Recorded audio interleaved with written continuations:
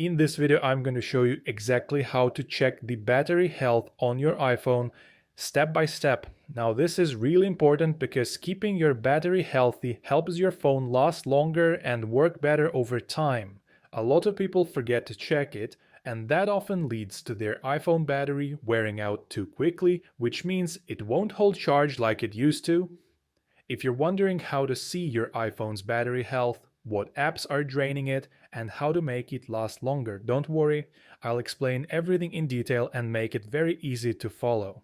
Before we get started, please take a second to like this video and subscribe to the channel. It really helps us keep making useful tutorials like this one.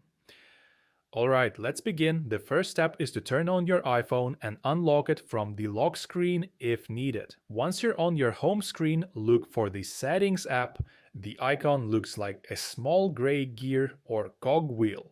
When you find it, tap on it once to open your settings. Now that we're inside the settings menu, look toward the middle or upper middle of the screen.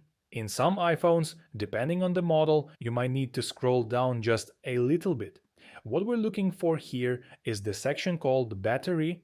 When you see the word Battery, tap on it once.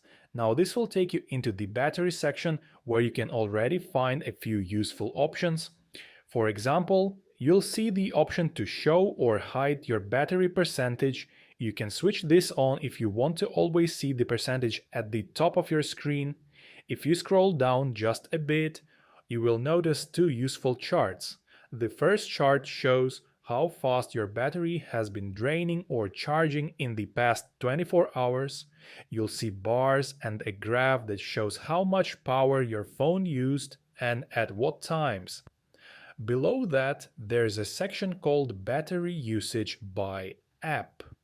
This tells you exactly which apps are using up your battery the most. For example, on my iPhone, the Photos app is using the most battery. That's not typical, but in my case, it makes sense because I use the camera a lot to record videos for YouTube. On your phone, you might see another app at the top, maybe something like YouTube, Safari, or Instagram, depending on how you use your phone. Now let's scroll back up just a little bit until you see the option that says Battery Health and Charging. Tap on that. This is the most important part. Here you'll see the maximum capacity of your battery.